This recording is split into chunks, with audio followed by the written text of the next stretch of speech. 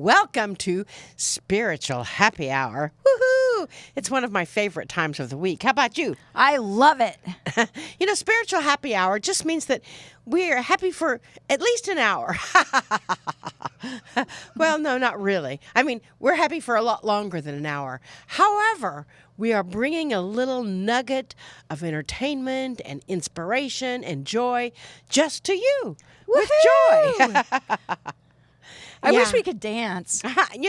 We can, but we would go out of camera. I know. I know. But people say that we're good dancers. So we want you to know that we are working with you this week on divine intoxication. Ooh, doesn't that sound like fun? Sometimes we quote A Course in Miracles. That's also known as ACIM. And sometimes we use the word God or source or love or whatever you want to call that source of all that is. And sometimes we quote Adironnda, and sometimes it's just us. And sometimes it is, and sometimes it's just the Master Randy Luna. We are so grateful for Randy Luna and his amazing gift of music that he blesses us with each time we have Spiritual Happy Hour. We are so lucky that he wants to hang out with us. We are so lucky with the Master Randy Luna. We are so lucky with Carl, the Master Director. We just are lucky. I'm so lucky with you. We are consciousness creating form. Yes, we are. And I want to learn a little more about divine intoxication, eh? Well, hey. Hey. Have you seen that new restaurant in town? No. It's called Karma. No. They don't have any menus.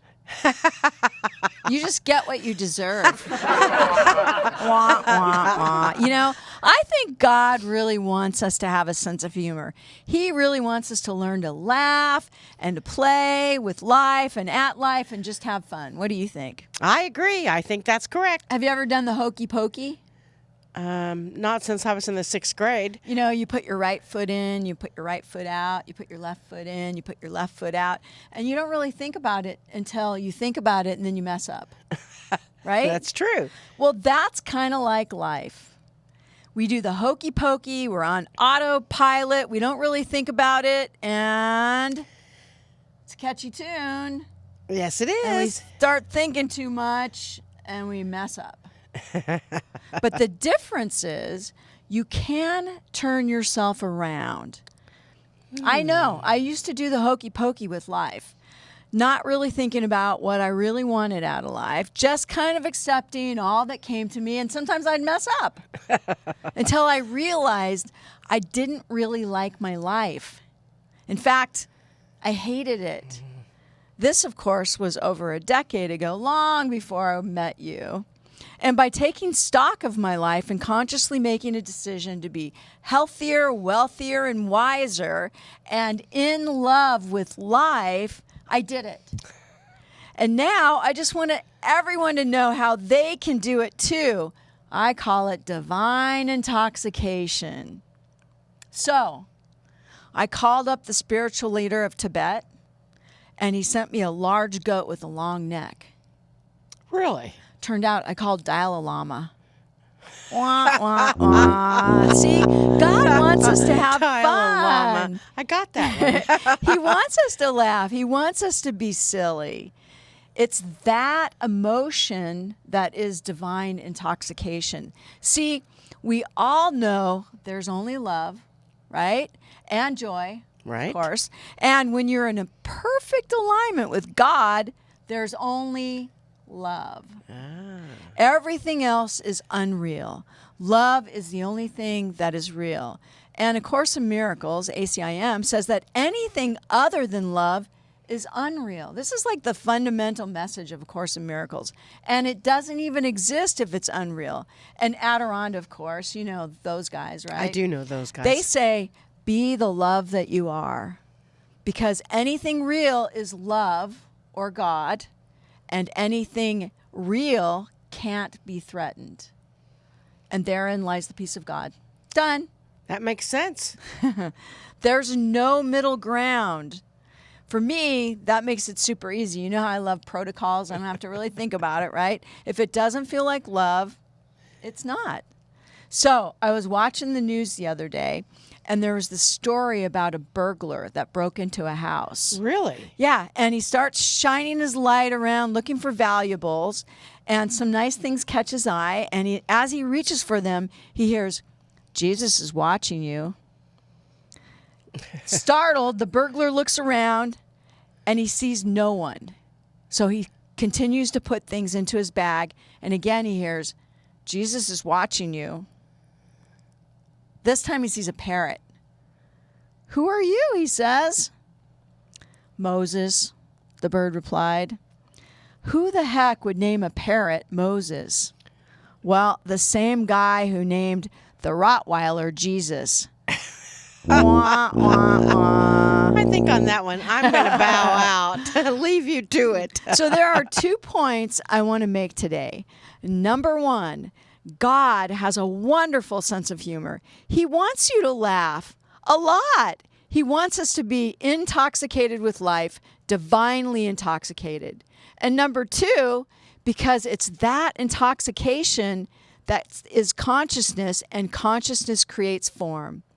What I want you to take away is how to be divinely intoxicated every day with no more of life's hangovers. So, why is divine intoxication so important? Because that intoxication is consciousness, and consciousness creates form. In other words, you create your world or our world with how you feel, and more importantly, with how you think. So my son, I have a little prop here. My son once called me an outlier because I have this uncanny ability to manage to do things when all odds are against me. I call it a miracle worker. And I really do believe miracles happen all the time. I believe we, spiritual beings who know it, who are awake, are outliers. So here's a little diagram of what an outlier looks like. If you look at sets of data comparatively, much of the data is going to line up in some form of consensus. An outlier is this little dot right here, way outside of the norm. And typically they're behaving unlike everyone or everything else. While most are following the pack, the outlier is doing something unusual. So that's my goal in speaking with you here today. Once again, to remind you that you are an outlier and that you understand your consciousness creates form and you are creating what you want in your life. Because it's simple, not necessarily easy, but simple. A turning point for me was when I learned to laugh at myself, when I learned to see the humor and the lesson in everything, when I took 100% responsibility for everything that happened in my life. That's when I became an outlier. That's when I became lucky. I don't really believe in luck. I don't think it has anything to do with it. I just create things where others don't believe they can. Why? Because I feel I can. Mary Oliver said, "Someone I love once gave me a box of darkness. It took me years to understand that that too was a gift." Can I share a story with you? God has a wonderful sense of humor. Marilyn and I were driving along the California coast going up to an event, and we got into a little disagreement, and we stopped talking to each other. I'm driving, I'm looking out the window this way, she's looking out the window the other way, and the tension between us was so thick that after a while I just couldn't take it, and I pulled off at the next exit. We both jumped out of the car and we went our separate ways for about 5 minutes, and then when we came back, we realized that we had just parked under a sign for the town that we pulled into called Harmony, California. God wants us to be intoxicated with life.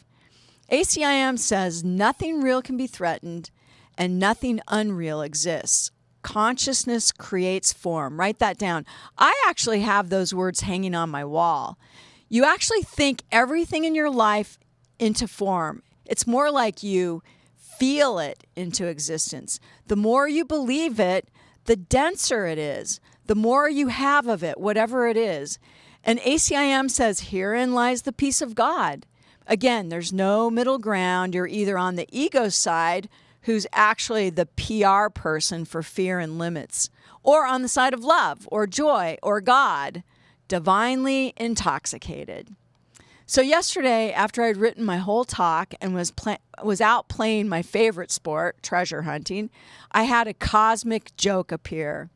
It was after looking for a bookshelf for Carl's office. We had already been to 3 stores, and nothing was really appearing until the very last moment in the last store. I had purchased something that I was not necessarily looking for, and I was up paying for it, and I was leaning against a bookshelf. Suddenly, Carl and I both looked down and said, "That's it, the bookshelf." So we bought it. And as they were emptying all of the books out of it, I saw this book called Funology, Phunology, and it was written in 1922. So this morning after my meditation, I opened it up to this paragraph. It was amazing. Consciousness creates form. Only what they had done in the word consciousness, they had made the whole phrase capital letters and the word us in consciousness lowercase. This isn't anything new, although quantum physics is now proving to be true. And guess what? Like I said earlier, this book was written in 1922. So how do you live in divine intoxication? Well, step 1, understand storytelling. Get out of the hokey pokey. Develop a new habit that seems simple, yet it's based on the way you create your beliefs and, in turn, your expectations. This literally creates new neural pathways in your brain and brings you into alignment with your goals.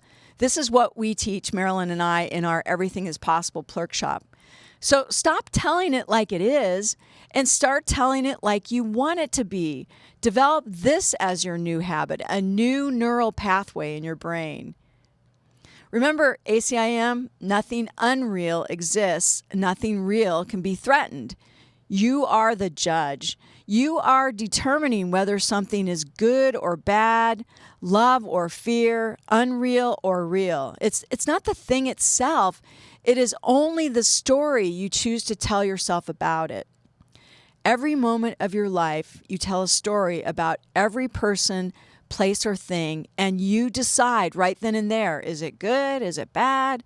Is it wanted? Is it unwanted? Is it real? Is it unreal? There's nothing wrong with this. This is a part of the human experience. You don't have to stop telling stories, but the first step is to become aware of the fact that you are telling stories about everything and you're judging accordingly. And realize in any given moment, you have a choice of how to tell this story. Are you on the side of the ego? Remember, the PR person for fear and limitation? Or are you on the side of God, the side of love? And the 3 most powerful words in the English language are, I am, fill in the blank. Adironnda talks about this all the time. Whatever you say after I am, you're stating that that's what you are. So every time we say I'm fat, or I'm broke, or I'm tired, or I'm overwhelmed, or I'm lonely, the minute you say I am, you actually feel that way. If you say, I have unwanted weight, or I have no money at the moment, or I have a lot to do, I currently have no companion, it's just what you are experiencing. When you say I am, that says who you are. Do you see the difference? Better still, say, I am curvilicious, or I'm working on a beautiful body, or I'm abundant, or I get to do amazing things, or my perfect partner is very near. In other words, change it, but change it to something you can believe in. And this is where the habit comes in. Fake it till you make it. I'm sure you've heard that phrase before. Your stories are your beliefs, and just by becoming uber aware of your stories, you can change your beliefs and your life. You are not your beliefs. You should never deny yourself of your beliefs or your feelings, but learning to view them simply as objectively will allow you to easily change them. Allow your beliefs, but don't personalize them.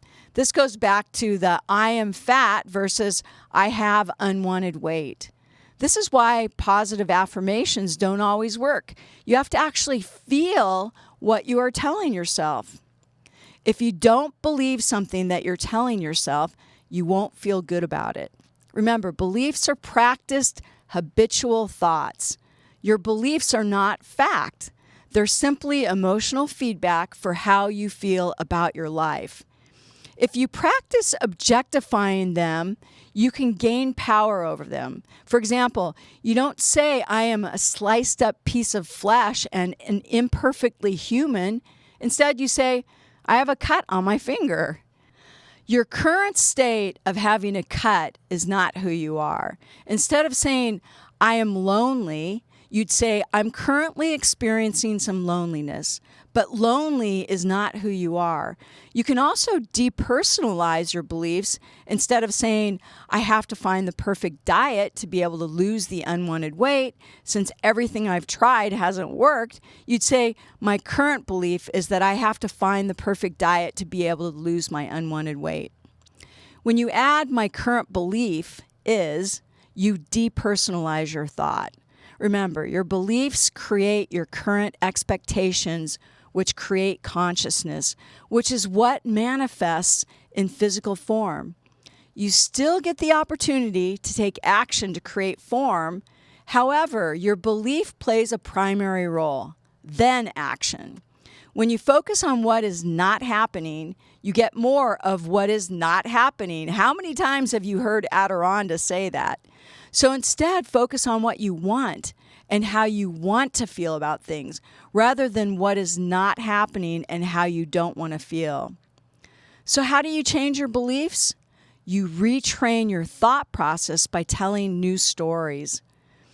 Our goal is to build new neural pathways. Quit playing the hokey pokey and turn yourself around. This takes some diligence and willingness. I am willing, right? After all, chances are you've been telling this story your whole life.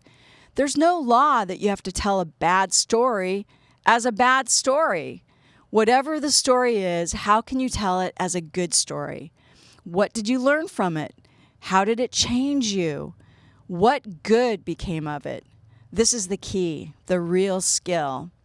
If you want to create new neural pathways of habitual thought, form beliefs more in line with what you truly want, and rock your universe. Then you start with a commitment to yourself. An easy way to do this is with a stretchy bracelet. You've heard Marilyn and I talk about this so many times. We call them the awareness bracelet. You can use any stretchy bracelet, or you can get them on our website. And the whole idea is you change the wrist that your bracelet is on every time you catch yourself with a negative thought. And this just helps you start to see what your thinking is looking like. It brings awareness to your thoughts. And if you listen, you'll hear your true thoughts. I'm ugly. I'm underpaid. I'm not worthy of XYZ. We all have them, but these are not in alignment with what you truly want. If you're experiencing an absence of something, your true underlying belief is already negative. If they were positive, you wouldn't be experiencing an absence. Knowing this is awesome. Now you know what to work on. This is why so many outliers overcame horrific situations against all odds.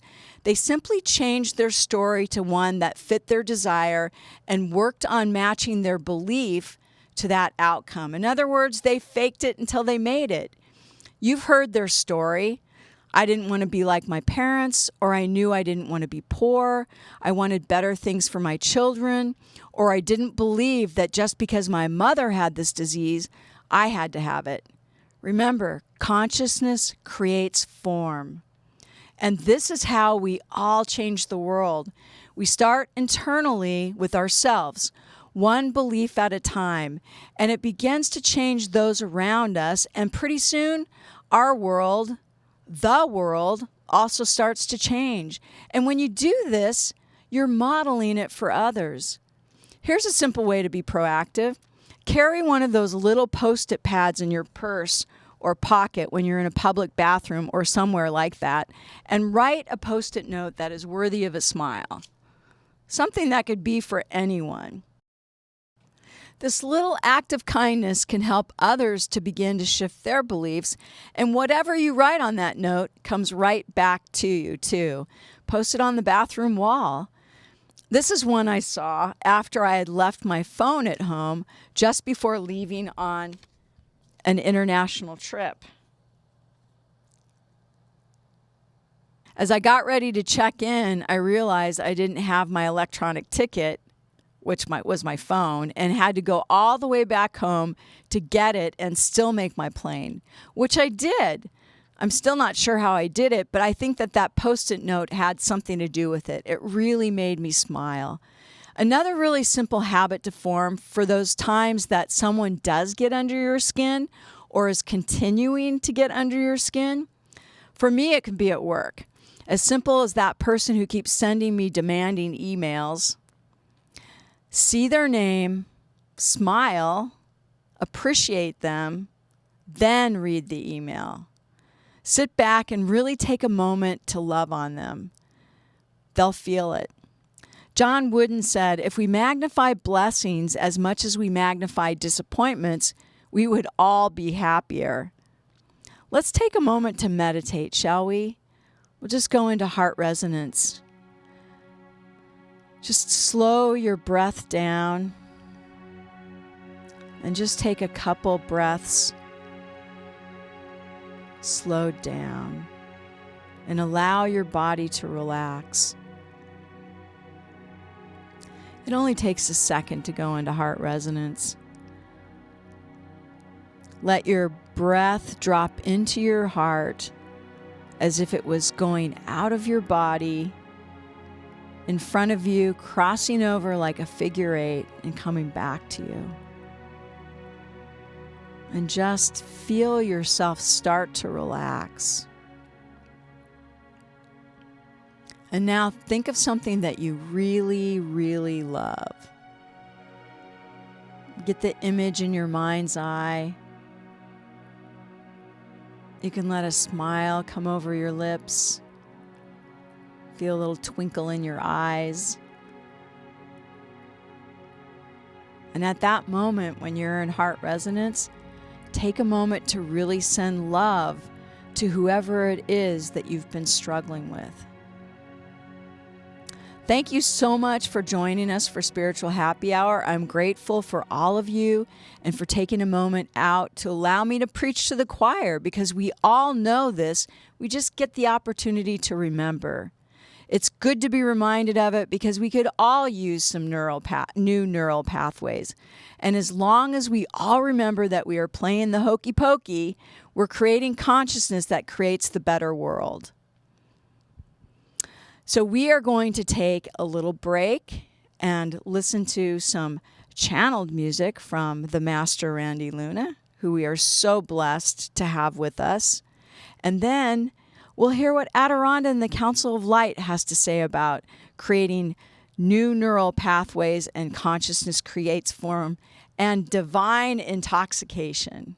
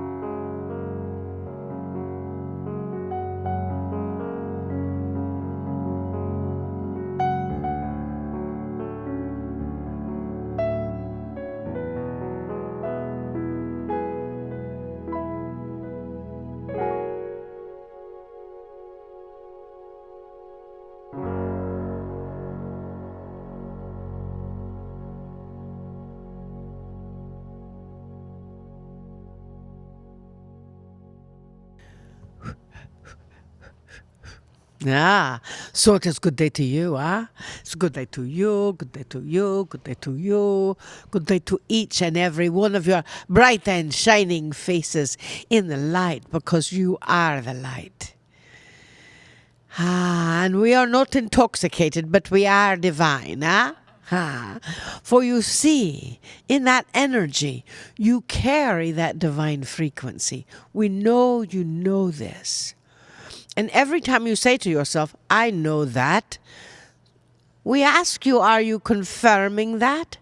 Or are you saying, oh, this is old stuff, I know that? Because if you are confirming, I know who I am a divine being of light. Or if you're saying, oh, I know that, that is two different statements.